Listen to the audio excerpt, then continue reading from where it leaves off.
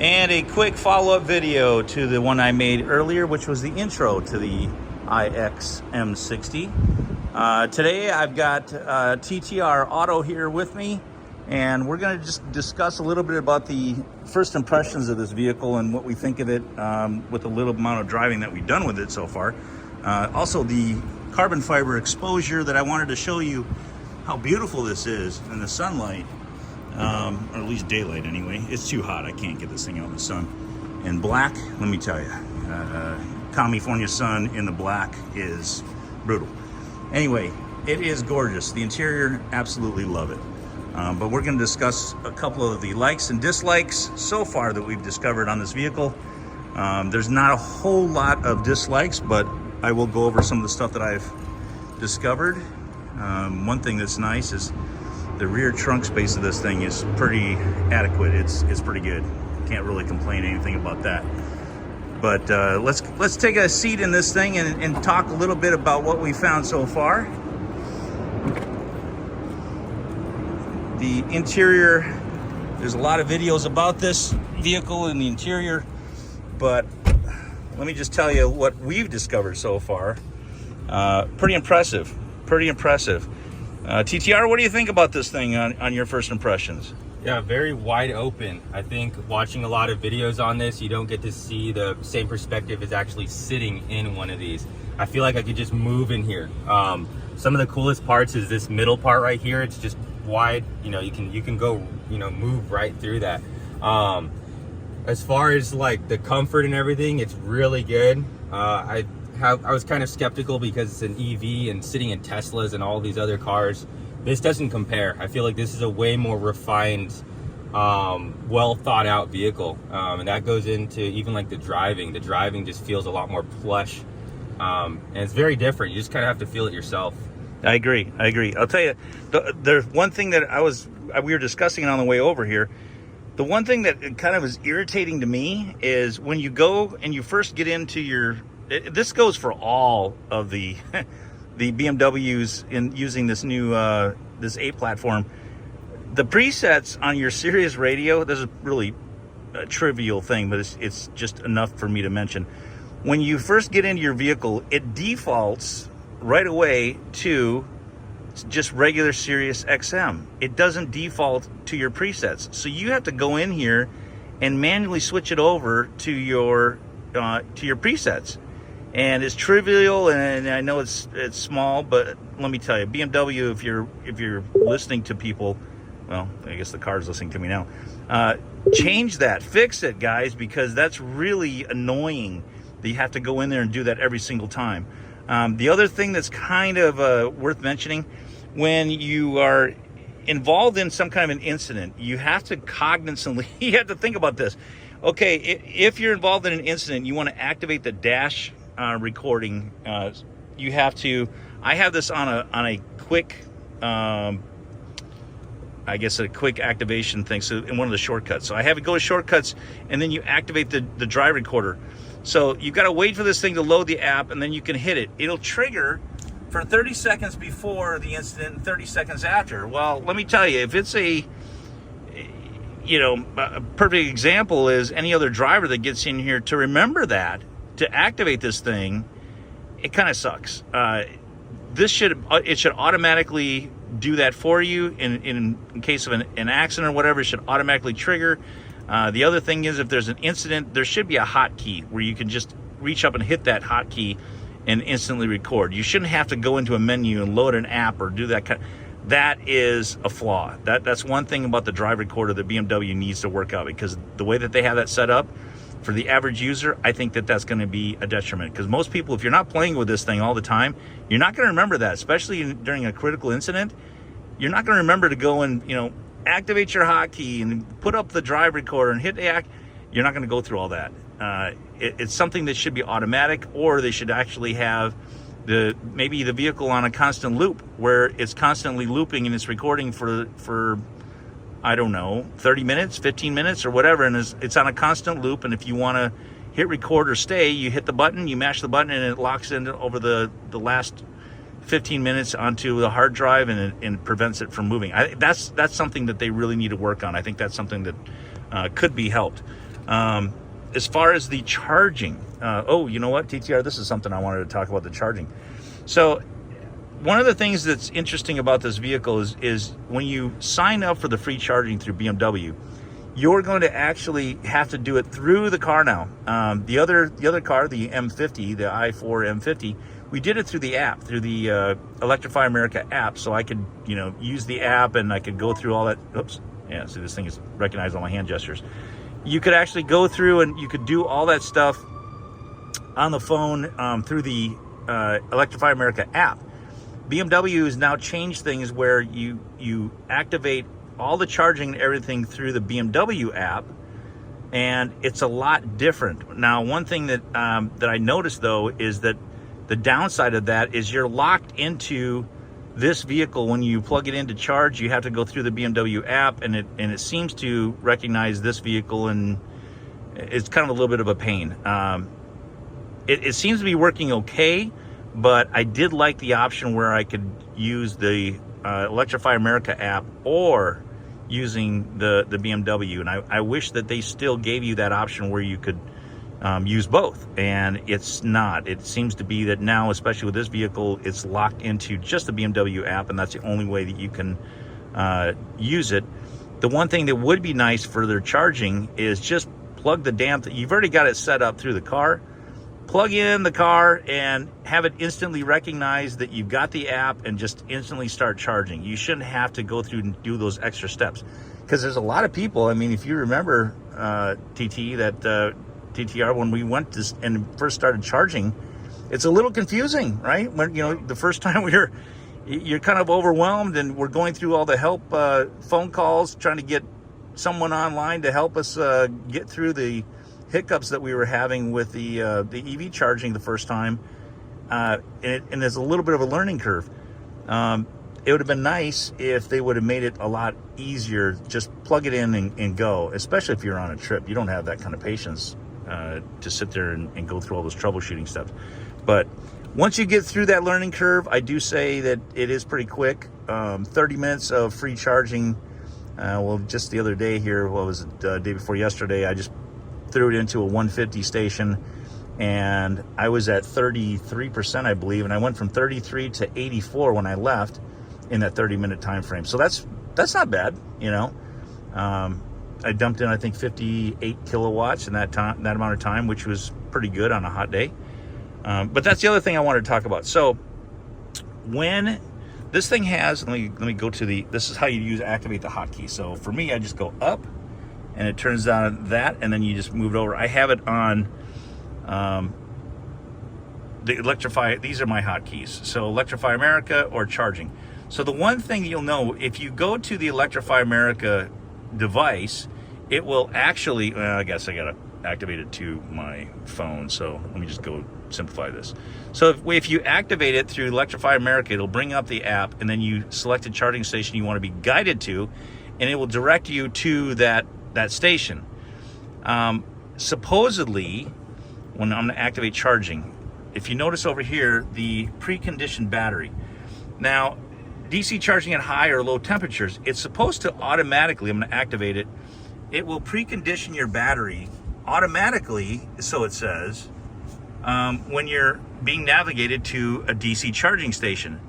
The problem with that is I have to take it at face value and believe that they're actually doing that.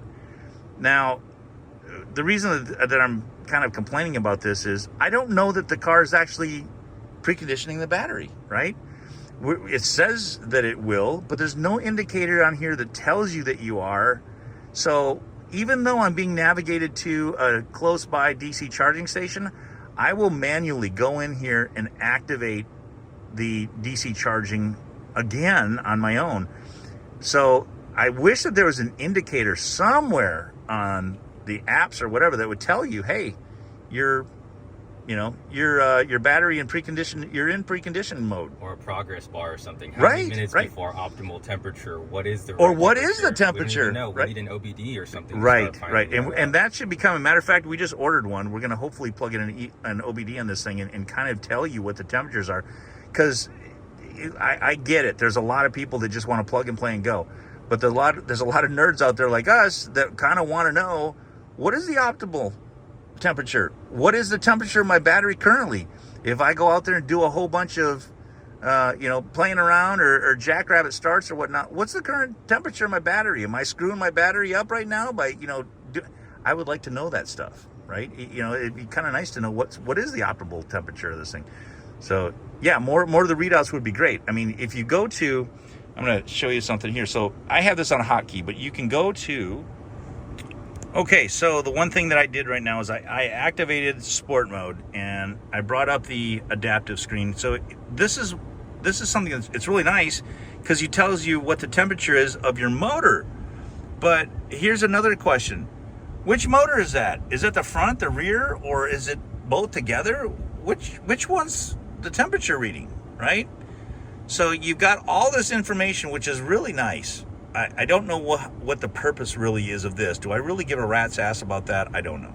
I would much rather have battery temp. That's more important to me than having this. I mean, the horsepower, foot-pounds of torque, okay, that's kind of cool. How many horses I'm pumping out when I'm going out there playing around? But at least give me the option to change these. These are all nice, but I think it'd be nice to have the option to change it. Battery temperature is more important to me than having some of this stuff. Having the temperature of the motor is great, but which one is it? And I haven't been able to find anyone that can answer this, because even when you talk to the people at BMW, the techs don't know.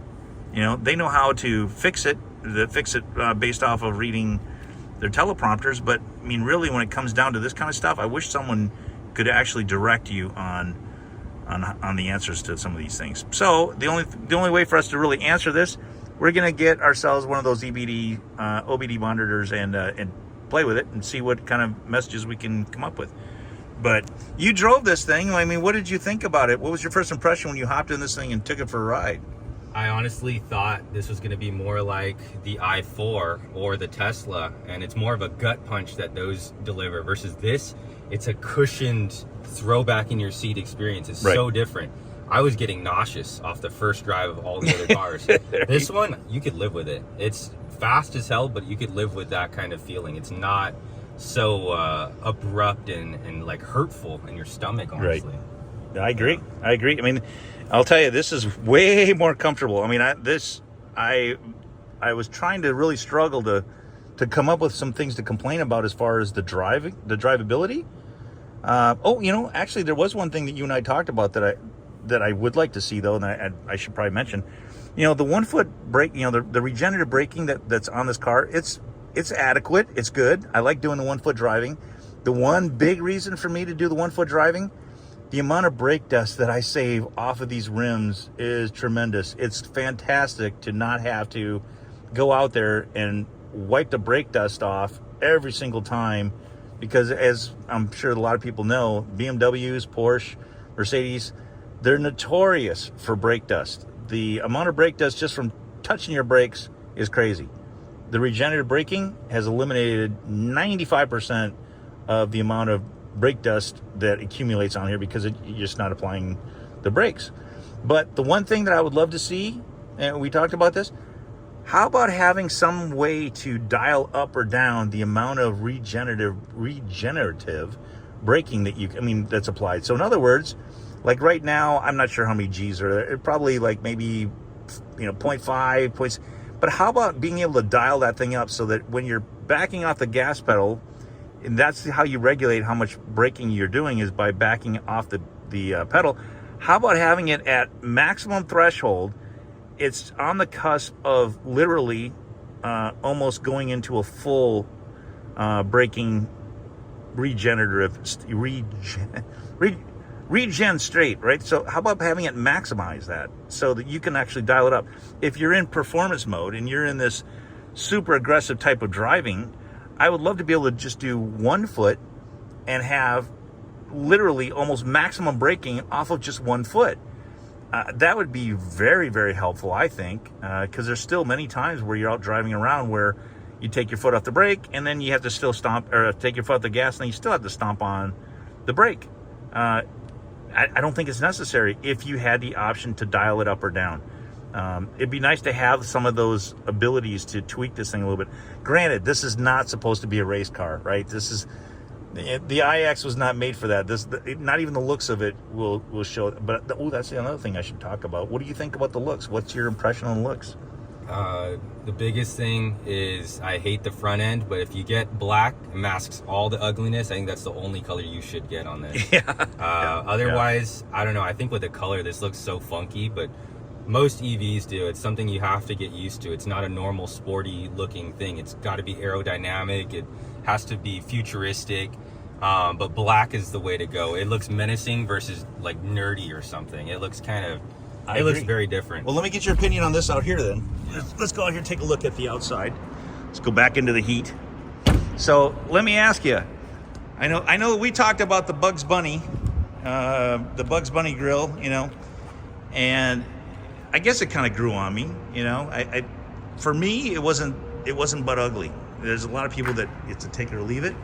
And then of course the gold trim. What's your opinion on this gold trim, and what do you think about that? I know you're talking about you don't like that front end.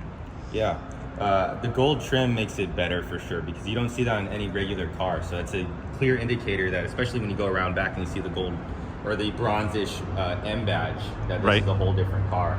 I think it's pretty cool. So what do you think about the Bugs Bunny teeth? What's your opinion on that when you first saw that? If it had the fat kidney grills that BMW had before, if someone could Photoshop that or anything, I know that would look way better. But this is the way they've been going with the 4 Series, the M3, and all their electric cars. So what do you think if they were to just completely get rid of that, kind of like they done on the Polestar and so forth, just kind of just make it a solid piece? Maybe. It depends how they sculpt it, but BMW is iconic for the grill, so I don't see them taking it completely out, even if it serves no function. Yeah. So I think just cut it in half. That would make it so much reduce better. the size. Yeah. And well, as we talked about before, the grill this was necessary because it masks so many sensors. Yeah. There's a lot of sensors that are behind this self-healing grill. But yeah, you know what? I mean, the gold is kind of, it's grown on me. The other one that's coming, it's going to be all blacked out, and it'll be interesting to compare the two. But for me, anyway, I like the gold. It is kind of growing on me. You know, what do you think about this sunroof? I wanted to ask you about that. So this sunroof, let me give you my opinion real quick, and then TRR Auto can give me his. So this sunroof up here, we were debating whether or not we were going to tint that. And you know what? Speaking of tint, so before I'm going to jump around here, getting in and out of any BMW, one thing that we always noticed is you will have people, and myself included, that will step and scuff this little rail getting in and out. It's just kind of a human nature thing. So I highly recommend, you guys can't see this really on this camera, and I'll zoom in, but we put some PPF on here, some paint protection film, and they did such a great job. But we always do this on these rockers because you will ding these and stepping in and out. Matter of fact, let me show you something on the other side. So we did it back here also. It's really hard to see, but well, it's dirty, so you'll probably see it more. But you can barely see the PPF that we put on here around that loading area. But I noticed that somebody else that drove this had actually, I don't know if you can see that or not, but barely you can see this little bit of a scuff on the PPF, and it'll probably buff out with a little bit of wax, but that is a heck of a lot better than trying to do that on paint. So if you're contemplating whether or not to do that, I recommend you do that on any BMW because those rockers will get scuffed. But we did not tint the sunroof on this thing because when I was checking the amount of heat and the UV that was coming through there in the direct sunlight, I really couldn't detect any, and I just really could not find out or find it in my heart to go and spend the money on that when it wasn't needed. I decided if we needed to, we'd go back there and we'd ceramic tint it, but so far we haven't had to. I wish there was a way to black out that whole thing. I wish it had a cover. What's your opinion on that? What do you think? It's money well spent? You think it's junk? What do you think there? I don't think you need to tint it. I think it does a good job. There's a pretty big difference from when you kind of fog it up there. I don't know what you call it, the button that Yeah, you the click. frost. The Yeah, frosting, yeah. So You like that option? versus- I think it's cool. Would you do that if you were to check off all the boxes and order this? Do you think it's worth the money to really get that option? It's either that or tint. I'd rather have that. Yeah. It works well. Yeah, I mean, do you think though that it's worth the money spent to go and get that electronic sunroof? Because you can order this without it. I think it's cool. I think you should get it. It's part of this whole crazy experience that the iX delivers. True. Yeah, I mean, the one thing that's still kind of fresh in my mind though is that I wish there was a way to black that thing out. I wish there was a way to just completely have a sunshade, you know, that would roll up or even detach and, you know, whatever. Something to make it completely blacked out if you wanted it to, you know. Just the fact that you can't completely black it out is kind of a pain. But anyway, I'm trying to think if there's anything else that we haven't really discussed. Anything that you can think of on the top of your head? Not yet. I guess it's too early. I guess we'll see if we find Yeah. anything else new, and what we find on the OBD will be pretty interesting. That's true. We'll be sharing that with everyone. I know it's really hard to get any kind of reading out of it, but we did talk to some forum members and saw some workarounds, so we'll update you on that. Yeah, I think it'll be interesting. I'm curious to see some of those numbers that are going to come out. One thing I want to talk about is that really dumb design back here for their clearing the cameras. There's a little, I don't know if you guys have seen some of the videos. There's a little, this thing pops out and it sprays water over the camera and cleans it off, which is, I guess, if it's pouring rain and you need to clean off your camera maybe, but to do it at any other time, it just makes a mess back here. You never want to do that or accidentally hit it on a clean black car, that's for sure. But there's got to be a better design than that. Like maybe, how about just have the camera when it's not in use, hide away. Yeah, right. Put a little lens cover on it and open it back up. Yeah, just hide away. For the amount of electronics that's involved in popping this thing out and injecting water, just hide it. Yeah. You know, that'd be simple. But anyway, all right, thanks for watching, guys. Hopefully you enjoyed some of the comments that we had on here, and we've got more stuff coming, so stay tuned.